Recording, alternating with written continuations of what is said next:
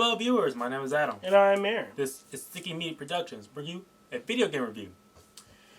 Well, given the way that things are and how divisive certain things have become, especially nowadays with certain properties and franchises in and of itself, it came to no surprise that when we finally got our hands on playing Hogwarts Legacy, there would have been a lot to unpack. No matter the controversies that follow upon it, it falls on us that as critics and also as audience viewers as ourselves, that we give everything its fair shot, no matter the situation, so that we have a non-biased approach towards how we view what we're trying to critique. Yeah, and like the Wizarding World, Warner Brothers in general is getting that's a whole division that's having some difficult times lately. That's true. A huge PR bad situation with J.K. Rowling for the FBR for making trying to make a positive stance on the trans community or LGBT community in general. Like I said, here's something that you should go do. There are plenty of organizations in support. Mm-hmm. Donate, vote in your local area, or in a much more very effective way of doing things is to buy stock. When you put your money behind what kind of products or franchises that you love, and you put stock into it, you as the consumer have way more of a say of how they are handled. Yeah, because in a way you can be a shareholder, and the more people that you can agree on, if you have a shareholder, that means you will have a voice in whatever direction a company can go. So if you don't like something, money speaks. But be that as it may, let's get into this review. So Hogwarts Legacy was the long-awaited major AAA title set in the Wizarding World that people have been clamoring for decades. Now, it's not to say that the Harry Potter franchise or the Wizarding World in itself hasn't had video games before. Of course it had. There's always been a lot of tie-in video games with the exactly. films. There has some very Lego's Harry Potter, but none of them ever really truly gave fans of the series or normies, however you want to go at muggles, a true grasp of the of the experience of what it actually felt and meant to be in the Wizarding World, until this game was into production and finally was released. Warner Brothers Video Interactive Entertainment is no strangers to publishing titles. In fact, Batman Arkham series and the Lord of the Rings Shadow of Mordor made some very innovative gameplay mechanics that are huge staples in modern gaming. So they're adapting source material that they own into some very fun and immersive experiences. Now, looking at this particular title, which is brought to us by Portkey Games and also Avalanche, Hogwarts Legacy centers itself around the storyline that takes place how many years? I think it's many decades before the original series, which stars the boy who lived. In this particular outing, we take the form of a newly acquired fifth year, finally gaining their magical wings into the world of into the magical castle of Hogwarts, and they stumble upon this particular new ability, which stems from a form of ancient magic that, along with the precarious Professor Fig, who is our mentor figure, has to solve the mysteries of how how ancient magic plays within themselves and the Wizarding World as at large, especially on the feet of what seems to be a goblin rebellion. The fifth year is a created character in which players are able to fully customize. Now, in that particular regard, I've played quite a few open world action adventure RPG games for quite some time, and each of them had their own unique take on how, or a interesting approach towards the fully concept of customizability when it comes to creating your own character. I have to say that the customability within Hogwarts Legacy happens to be one of the best that I have approached as far as a person of color when designing my unique student. Being able to look at the selection and the impressive immersion on all the unique styles that happens to showcase the beauty of African American heritage and style was something of a wonder to behold. But there are some things that are still limited on that regard. Yes. When it comes to skin color. Yeah, that was a real letdown Yeah, on that front. Like especially trying to model somebody like in between. Mm-hmm. Like unfortunately, it's like we had a harder time of changing down that scale from specific shades and hues. So I hope that when going forward with other games, not just in this franchise but across the spectrum, we'll continue to make better strides on adding in more immersion for every player to experience. But not.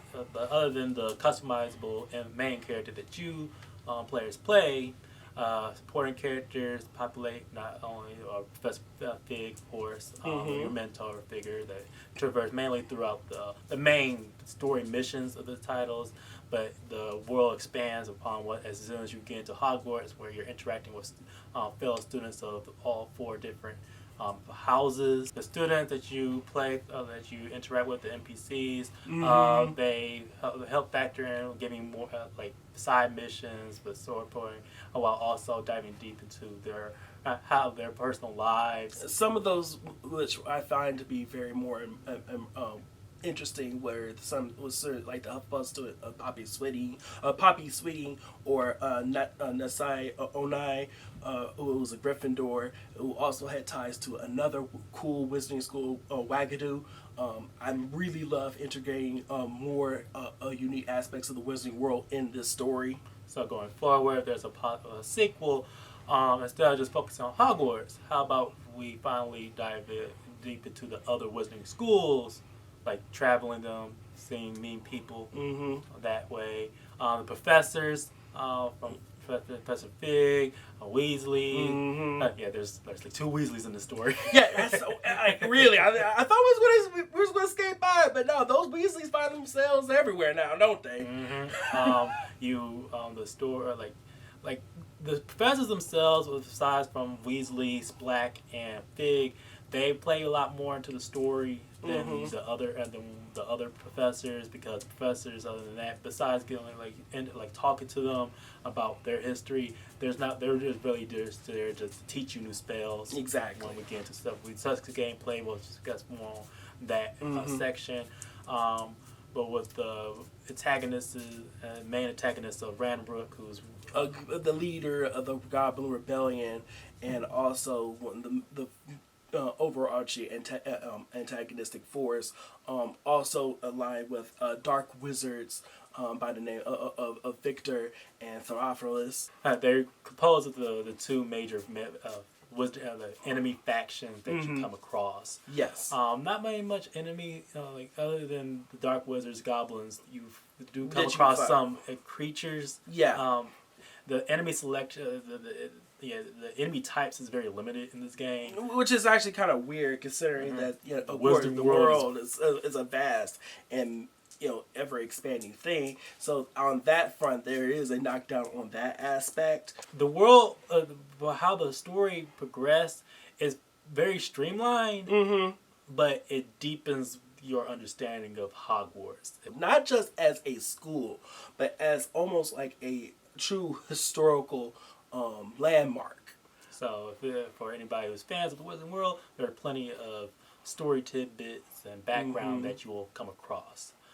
Now let's talk about gameplay. When it comes to casting spells and learning them, in this particular game, outing in Hogwarts Legacy, I found myself either greatly impressed of what they were offering, but at the same time leave quite enough room for vast improvements. Yeah, there's like a total of like 24 different types of spells that you learn over the course of the game. That ranges from attack bases, charms, curses, or jinxes, or as such. And some of them are spells, of course, that we all know and love.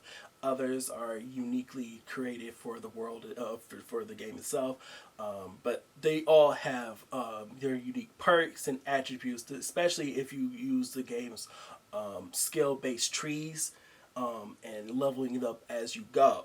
But for the most part, they're kind of base level as soon as you execute them. There is, like in combat, it switches to a point in which there is a cooldown period in between using of the spells, like probably just to help balance out some type of gameplay. Otherwise, you'll just be spamming certain spells in general. Certain enemy during the times that you're playing the game, fighting the game, there are specific spells that you can break the defenses of those enemy types, and they usually turn towards a certain color coding pattern, whether or not you're switching between red based spells, yellow based, or purple based. But it's certainly like a button masher as some regards to casting spells. Especially if you're not using the 24 that's already given to you. You have also, of course, your basic casts, which are really just like fireball based sparks that you're shooting at your foes. Those basic jinxes. Exactly. Otherwise, the spells that you do, they have at your disposal when you're learning them.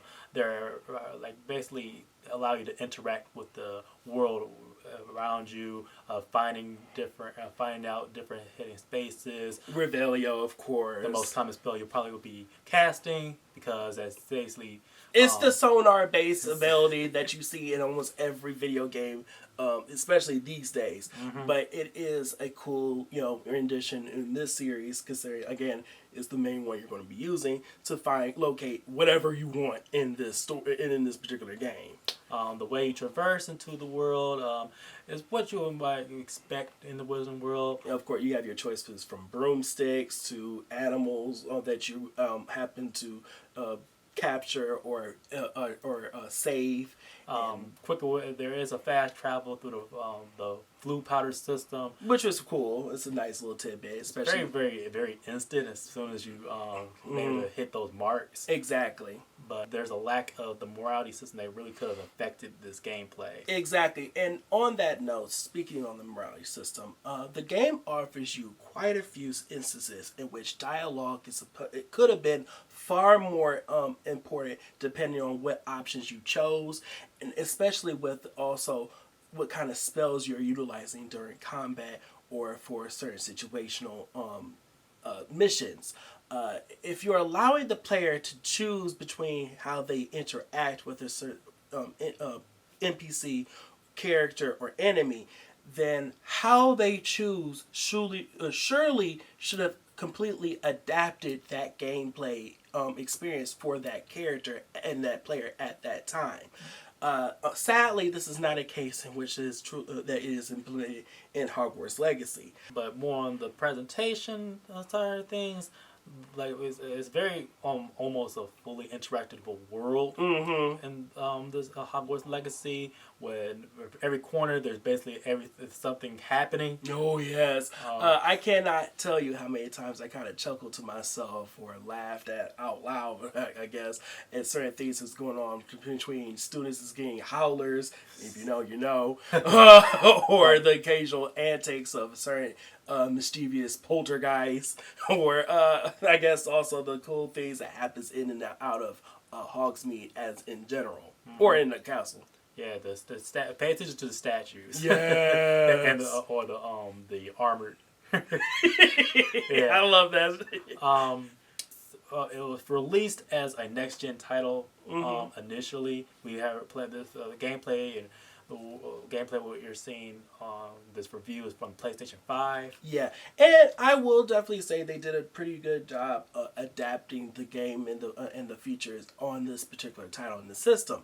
However, there are moments in which I did find the game kind of glitching in certain areas, or maybe certain people or certain character models kind of didn't necessarily work as best as they could have. But most of the time, this game worked out just fine, and I just found myself in awe of what was being presented. And one other aspect to the game that is basically almost like it's a separate experience altogether is the Fantastic Beasts section. I did not know I would have wanted as much as I found out I enjoyed being able to interact with the numerous species that happened in this world and taking care of them. This game goes above and beyond for what they need to do as far as taking care of magical beasts, from rescuing them or finding them out in the wild from poachers and in their natural habitat, to bring them into your room requirement special designated areas for each unique species, feeding them, housing them, and also breeding them, ironically. It's actually pretty cool and more than I would expect it. So if anything, I would have to push like a it milder forward. version of Pokemon. Like really, so like if they go, going forward, I would definitely wholeheartedly go more on that. Speaking of the world room requirement, as far as how that section is designed, that's actually one of the most the one aspect of the game is like completely very it's very customizable. That place is. You can literally have a completely different room from anybody else. It really does feel like your own personal space, and the way in which you're able to essentially brew potions or find like growing your herbs. Aspects of the games of which is very important to the gameplay. You would literally spend quite like half of your time in the room requirements alone, not just out in the world.